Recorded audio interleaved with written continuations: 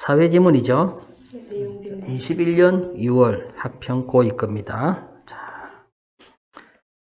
자, 일단 편의상 또 문단 기호부터 하고 갈게. 자, 1문단, 2문단, 3문단, 4문단, 5문단. 학생들은 좀 어렵겠다. 내용 증명 자체가. 그런데 어른들은 내용 증명 자주 합니다. 이런 것들. 자, 한 번씩. 저는 평생 한 번인가 두 번 정도 해본 것 같네요. 자, 그냥 합니다. 편의상. 혹시 몰라서 합니다. 분쟁이 예견되거나 진행 중인 상황에서 뒷날 상대방이 사실을 번복하거나 그런 내용을 못 받았는데요. 주장하는 것을 막기 위해서 내용 증명을 활용할 수 있답니다. 자, 그렇다면은 1문장은 내용 증명의 활용 목적이 되죠. 자, 화제 나옵니다. 이제 내용 증명.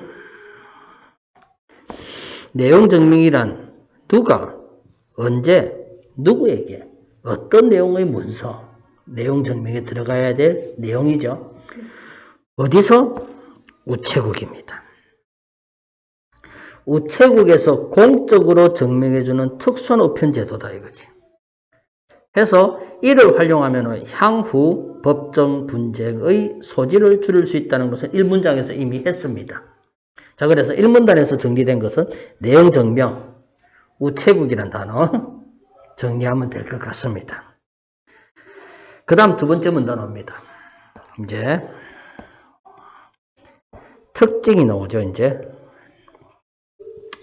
내용 정보는 개인 간 채권 채무 관계나 권리 의무를 더욱 명확하게 할 필요가 있어 주로 이용되는데 해서 예를 들어 해서 여기까지 예시죠. 이제 1문단 잠깐만 필기 잘못했습니다. 방금 계속 이어집니다. 자, 이게 전부 다 내용 증명의 특징들 얘기하고 있는데 요래되는 거죠. 자, 그래 2문단 또 1문단과 동일한 거죠. 지금 개인 간 이럴 때 이용되는데 방문 판매를 통해 충동적으로 구입한 화장품이 있어요. 그거를 철회 기간 내에 취소하고 싶을 때 사용할 수 있습니다. 전화를 했다면 얘가 안 받아. 그렇지? 그랬을 때 내용 증명을 보낸다는 얘기입니다. 자, 그 다음에 3문단입니다. 내용 증명은 다른 업체물과 달리 이제 방금 보세요. 자, 2문단은 뭐에 대한 얘기였는가 하면은 요 1문단에 나왔던 첫 문장 혹은 마지막 문장에 대한 기업에 대한 보충이죠. 맞지? 그 다음에 3문단은 뭐냐면 이제 우체국에 누가 언제 누구의 어떤 내용의 문서를 보내서 우체국에 보내는 거라 했지? 우체국에서 하는데 우체국에 같은 내용의 문서 3부를 제출한답니다. 그 3부는 각각 누가 보관하는 거다? 발신인, 수신인, 우체국. 각각 동일한 내용의 문서를 서로 가지기 위해서다. 그 결과 발신인이 작성한 어떤 내용의 문서가 언제 누구에게 발송되었는지를 우체국장이 증명할 수 있는 것이다. 이해됐지? 3문단은 그러니까 보세요. 1문단에 누가 언제 누구의 어떤 내용 문서를 사실 우체국에서 공적으로 증명해주는 특수 우편 제도다에 대한 보충이지 이제. 이해됐습니까? 그러니까 2문단, 3문단은 전부 다 1문단에 대한 보충이야. 확실히 나오지 이제? 그 글의 구조가 이러면 정말 새롭게 보이죠 또? 그렇다면 법정 분쟁은 2문단과 관련되는 것. 그죠? 그 다음에 3문단에서는 이제 우체국과 관련된 내용이죠. 자, 걸어나가 나옵니다. 뭐는 했습니까? 즉, 내용 증명의 한계를 얘기하는데, 뭐는 했다? 발송되었다는 사실을 입증하지만, 어떤 내용의 문서, 자, 내용이 맞는지 안 맞는지는 모른다는 얘기죠. 문서를 안 까잖아요. 솔직히. 그래서 이것이 문서의 내용이 맞다는 것까지 증명하는 것은 아니라는 점에 유의해야 된다. 내용 정밀호평이 뭐는 발송되었다는 것은 증명해도 문서 내용의 참 거짓까지 입증하는 것은 아니다 이거죠. 그래서 되었습니다. 이렇게 특징 나오죠. 특징 두 개를 정리한다면 첫 번째 법적 분쟁과 관련된 내용이고요. 두 번째가 이제 우체국의 기능하고 관련된 얘기인데 여기에 덧붙인 게 이제 한계가 나오죠. 정리했습니까? 자, 이제 3문단 옵니다. 3문단 제목은 뭡니까, 이제? 그렇죠. 그렇다면 나오잖아요. 이제 화제 전환하고 난 뒤에. 아, 이번에 뭐구나, 이제? 기능에 대한 얘기겠구나죠. 자, 기능이, 자, 우선하니까 좋죠. 우선하니까 무슨 식으로? 병렬식으로 진행된다는 걸 알고 있고요. 자, 이런 우선이 일어나면 항상 글이 보면은 22번과 같은 일치 불일치 문제 지겹도록 나옵니다. 자, 우선 내용 증명은 문서를 첫 번째 갑니다. 문서를 발송하였다는 것을 공적으로 증명하는 증거 효력을 갖는다. 1 해놓고요. 저는요. 그 다음에 두 번째가 어디 있습니까? 상대방에게 심리적 부담을 주어 그 내용을 실현하기도 한다. 두 번째죠, 이제. 세 번째가 소멸시효를 중단시키는 데 중요한 역할을 한다 해서 세 가지 나옵니다. 자, 이렇게 기능 3개입니다. 기능 3개에 대한 이해를 한번 해볼까요, 또? 자, 만약 법적 대응 과정에서 내용 증명을 제출한다면 상대방은 언제 받았다는 사실만큼 문제 삼을 수 없다는 얘기죠. 상식적으로 맞죠? 다음으로 심리적 부담 준다는 것도 이해됐죠? 내용 증명 보냈다는 얘기는 하든 안 하든 간에 나 니한테 법적 대응할 의지가 있다는 것을 보여주는 거란 얘기죠. 해서 이에 대한 예시까지 나오네요. 요건 안 읽어도 되겠죠? 네. 자, 그 다음에 3문단 옵니다. 이제 소멸시효에 대한 얘기가 나오는데요. 내용 증명은 그 자체만으로 단순히 요구하는 것에 불과하지만 해라! 요구 최고라는 말 어렵네요. 법적 용어는 좀 고쳐주든가 하고 그죠? 아직까지 옛날 용어를 그대로 쓰고 있습니다. 소멸시효를 중단시키는 데 중요한 역할을 한다. 자, 보세요. 채권에는 소멸시효가 있기 때문에 왜 이 얘기가 나오죠? 채권 얘기가 나오죠? 아까 내용증명 사례로 채권 채무자 얘기가 나왔거든요. 언제까지 갚아라. 그런데 소멸시효 안 갚고 잘 개기면 된다는 얘기죠. 그죠? 막 도망치면 돼. 자, 만약 도망쳤을 때 어떻게 합니까? 도망치고 연락도 안 되면 휴대폰 번호도 바꾸고 어쨌든 내용 증명 보내놓으면 된다는 얘기죠.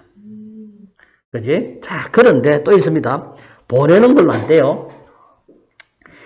자, 채권에는 소멸시효가 있기 때문에 여기까지 됐나? 이게 이제 채권의 특징입니다. 제때 권리 행사를 하지 않으면 소멸시효가 만료되어 돈 떼인다는 얘기입니다. 따라서 소멸시효가 만료될 무렵까지 채무이행이 이루어지지 않고 있다면 채권자는 소멸시효가 더 이상 진행되지 못하도록 중단시켜야 된다는 얘기죠. 여기까지 보충 설명 없어도 되겠죠? 자, 이제 나옵니다. 내용 증명을 보냈다고 해서 바로 중단되는 것은 아니라는 얘기죠. 자, 내용 증명을 보낸 날짜로부터 6개월 이내에 이런 법적 조치를 해야만 소멸시효가 중단되는 효력이 발생한답니다. 이러한 법적 대응, 자, 여기 바로 법적 대응을 하게 되면 해당 사안의 소멸시효가 이번에 어디에 중단된다? 내용 증명을 보낸 시점에 중단된답니다. 이렇게 소멸시효가 중단되면 그때까지 경고한 소멸시효의 중단 사유가 종료된 때부터 또다시 시작된답니다. 그럼 만약에 소멸시효 기간 5년짜리라면 4년 지나서 보냈으면은 4년 뒤부터 또다시 이제 1년이 시작된다는 얘기죠, 이제 또. 계속 5년마다 계속 보내면 된다는 얘기예요. 자, 그 다음에 6문단 가겠습니다. 자, 이번에 또 B급 끄면 되죠. 이번에는 뭡니까? 자, 정해진 양식이 있는 것은 아니다니까네. 작성할 때 뭐 할 점? 주의할 점 정도가 나오죠. 그 주의할 점이 자, 뭡니까? 발신인, 수신인, 제목, 본문, 날짜 등이 순서대로 포함해야 된다. 요게 지금 주의할 점이죠. 해서 그 다음부터 뭐 나옵니까? 발신인, 수신인, 제목, 날짜가 쭉 어디까지 있는가 하면은 자, 날짜를 쓰고 서명하도록 해야 된다는 A 문단의 밑에서 한 서너 번째 줄까지가 이제 얘기가 되죠. 요거는 안 읽어도 되겠죠? 네. 자, 그러고 난 뒤에 또 나옵니다. 이제 보충이죠. 뭐 했을 때 정정, 삽입, 삭제할 때는 쓰고 글자 수까지 써라 이거죠. 그 다음 도장 찍고 이런 식이 해야 된다. 자, 그 다음에 7문단은 또다시 효력 발생 시기에 대한 얘기죠, 이제.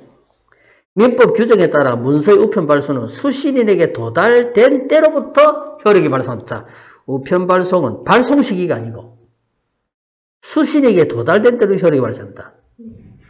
그러나 이제 또 좀 특수한 사례입니다. 청약 처리를 요청하는 내용 증명의 경우에는 그러니까 만약에 물건을 팔았는데 7일 이내 취소하지 않으면은 대금 청구합니다. 그렇다면은 3일 전에 진행했는데 만약에 도착을 8일 뒤에 3일 정도 지나서 하면은 큰일 나잖아요. 그지? 그래서 이럴 때는 수신일의 수치 여부와 상관없이 발송한 날부터 발생한답니다. 특수한 경우네요. 여기서 여기까지 됐습니까? 그러나부터 발생한 데까지. 내용 증명으로 발송한 우편물은 자 이제 뭐다?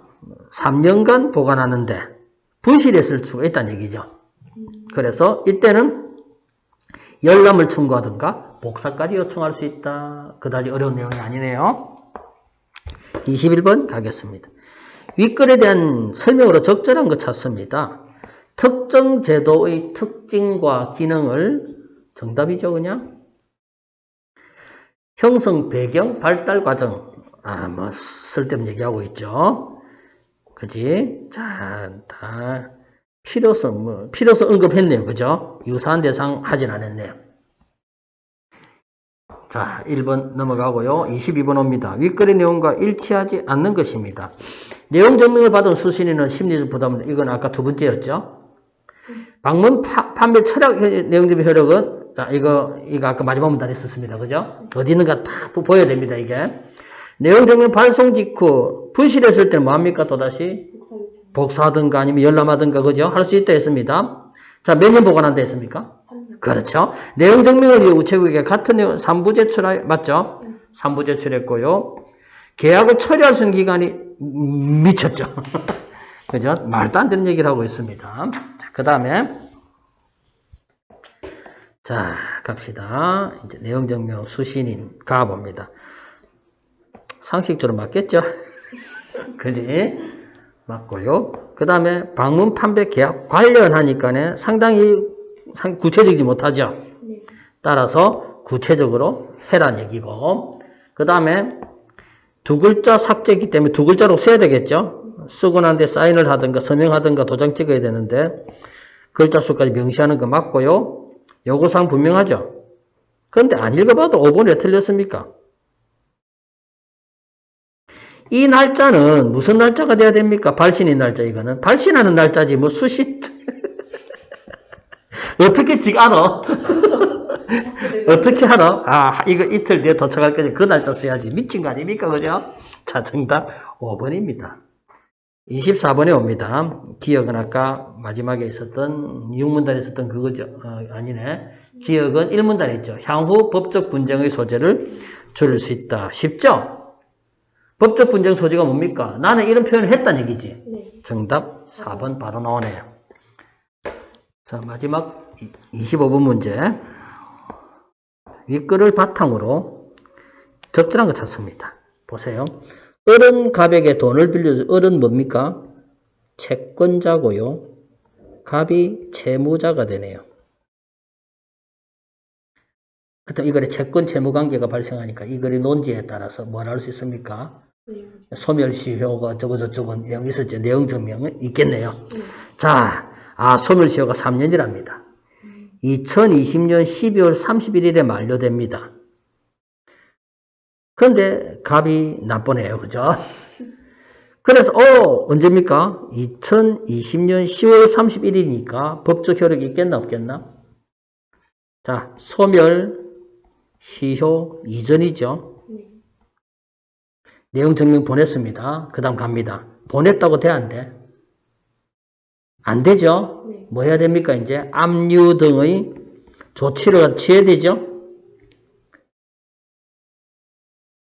맞지? 갑에게 도달하였음을 확인했다는 얘기는 수취했다는 것을 확인한 거 맞죠? 자, 일단 포기는 정리했습니다. 을이 갑에게 내용 증명을 보낸 궁극적 목적은 뭐 때문이었습니까? 소멸시효 만료를 알리기 위해서가 억수 착한 녀석인데 2달 뒤에 만료됩니다. 이거는 참 왜 보냈겠니? 돈 갚으라고 보냈겠지. 채무 이행을 요구하는 그런 식이겠죠. 을이 보낸 내용 증명으로 인해 자, 이것만으로 안 된다 했죠. 중단 효력이 발생하려면 내용 증명 보내고 뭐 한답니까? 압류 등의 조처를 취해야 된다 했거든. 그죠? 틀렸죠? 을이 내용 증명을 소멸시효 만료 2개월 전에 보냈기 때문에 2개월 연장 안 되지 아직까지? 을이 이 법정 대응 2개월 연장이 아니고 2개월 전에 보내고 압류 등의 조처를 취했다면 보낸 시점부터 또 3년이죠. 그죠? 을이 이후 법정 대응을 할 뜻이 없다면 맞죠? 여기서 법정 대응이 뭡니까? 그냥 보내고 압류 등을 안 했다면 그냥 20년 12월 31일에 쫑나겠네. 정답 4번이네. 자, 을이 2021년 이거 6개월이었죠? 네. 6개월이니까 10월 30일이니까 2021년 4월 30일이네요. 그죠? 맞지? 4월 30일까지 이전까지 해야 되죠? 네. 그래서 5번도 틀렸죠. 됐습니까?